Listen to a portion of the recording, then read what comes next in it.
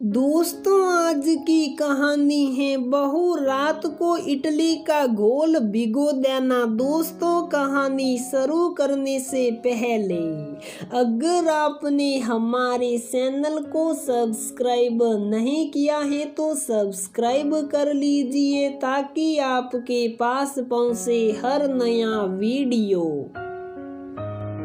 लाल जोड़े में सजी अनुक्षा बहुत खूबसूरत लग रही थी, मानो कोई अप्सरा आ गई हो सागर के घर ब्याह कर।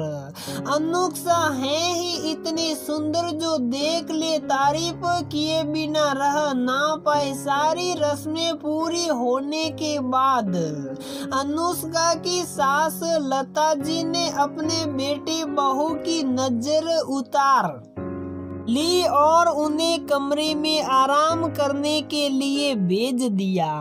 अगले कुछ दिन भी इसी तरह शादी के रीति रिवाजों और पति पत्नी के आपसी प्रेम में सराबोर रहे। शादी की रस्मों से फ्री होने के बाद सागर और अनुष्का हनीमून पर चले गए। पूरे 15 दिन कश्मीर की हसीन वादियों में बिताने के बाद अनुष्का और सागर जब घर वापस लौटे तो पूरी तरीके से एक दूसरे के हो चुके थे। अब धीरे धीरे अनुष्का और सागर का डेली रूटीन शुरू होने लगा था। सागर सुबह 10 बजे चले जाते और शाम को 7 बजे तक वापस आ जाते थे। मम्मी जी, रात को खाने में क्या बनाना है? अनुष्का ने अपनी सास लता जी से पूछा।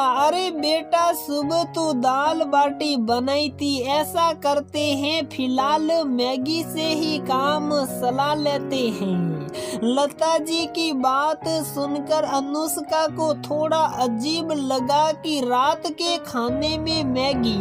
फिर सोचने लगी कि कोई बात नहीं, मैगी तो वैसे भी जल्दी बन जाएगी, इसी बहाने मुझे थोड़ा और समय मिलेगा सागर के साथ बिताने के लिए। बहू रात को इडली का घोल भिगो देना, कल सुबह इडली सांभर बनाएंगे।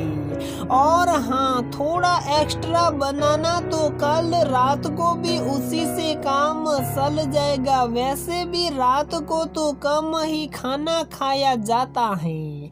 ठीक है मम्मी जी। अनुष्का एक बड़े पूरे परिवार से आई हुई थी। उसकी आदत नहीं थी कि रोज रात को इस तरीके से हल्का फुल्का या दिन का बचा हुआ खाना खाकर काम चलाया जाए।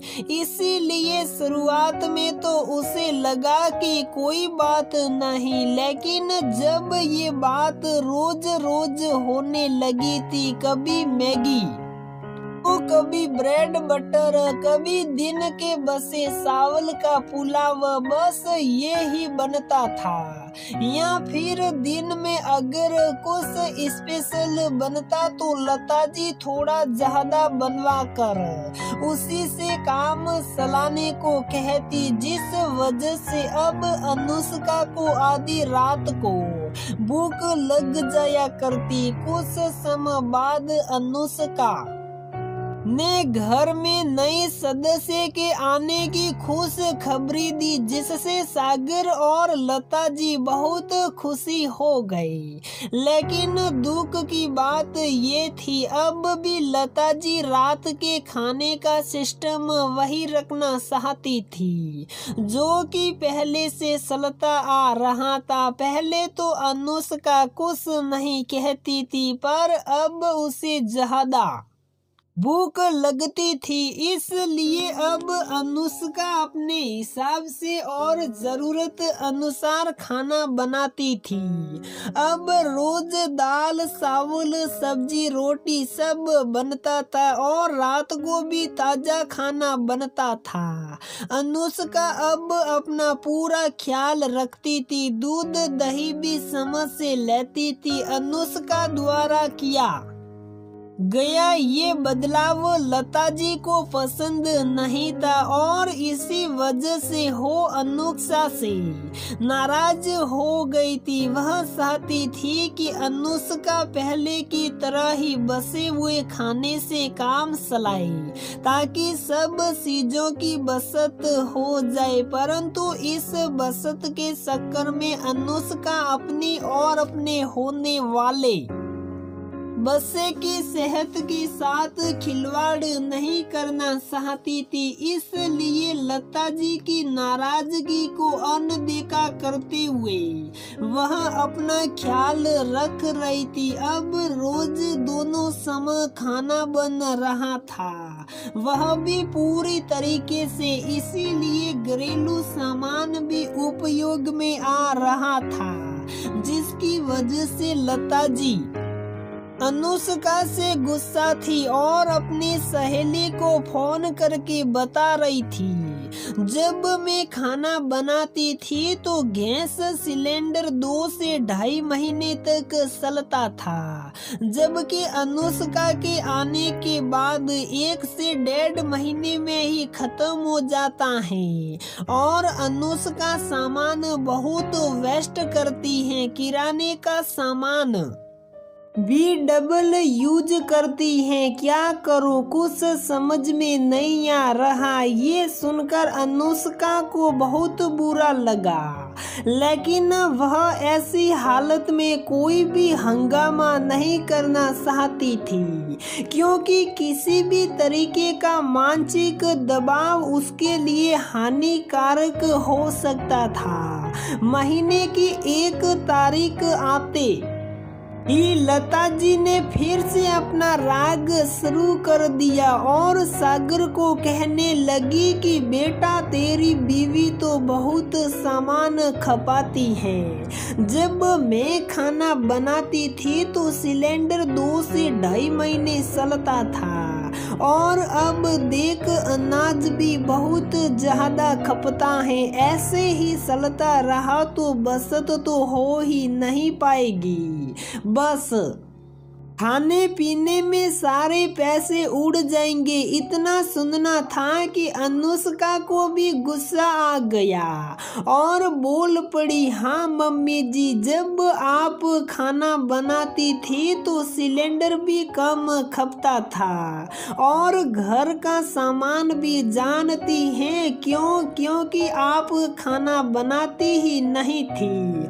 आप तो केवल एक समय का खाना बनाती थी, रात का खाना तो कभी बना ही नहीं। हमेशा ब्रेड बटर मैगी और बाहर से कुछ मंगा कर ही काम चला लिया, तो फिर ना तो सामान खत्म होगा नहीं सिलेंडर। और एक बात बताइए, क्यों आपको पता नहीं है कि मैं माँ बनने वाली हूँ और मुझे पूरे पोषक आहार की जरूरत है।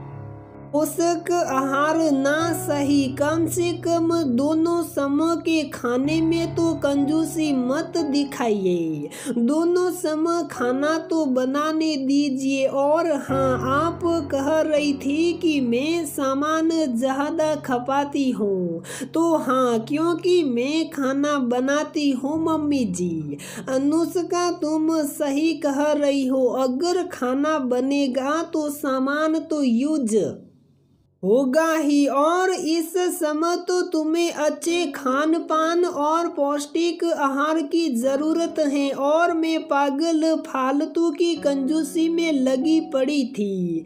मुझे माफ कर दे बेटा, पर अब मैं ऐसा बिल्कुल भी नहीं करूंगी। लेकिन आदत पुरानी है, धीरे धीरे जाएगी। तू अपने हिसाब से जो चाहिए जब चाहिए बनाकर खाना और किसी बात की चिंता मत करना। मम्मी जी, आप माफी मत मांगिए, बल्कि मैं आपसे माफी मांगती हूँ। अचानक से मुझे भी गुस्सा आ गया। मैं तो बस इतना चाहती हूँ कि हमारा बच्चा तंदुरुस्त हो। हाँ भाई, बिल्कुल होगा। लता जी ने अनुष्का को गले लगा लिया तो दोस्तों हमारी ये कहानी यहीं पर समाप्त होती है। अगर आपको हमारी ये कहानी पसंद आती है तो प्लीज वीडियो को लाइक करें, शेयर करें और हमारे चैनल को सब्सक्राइब जरूर करें।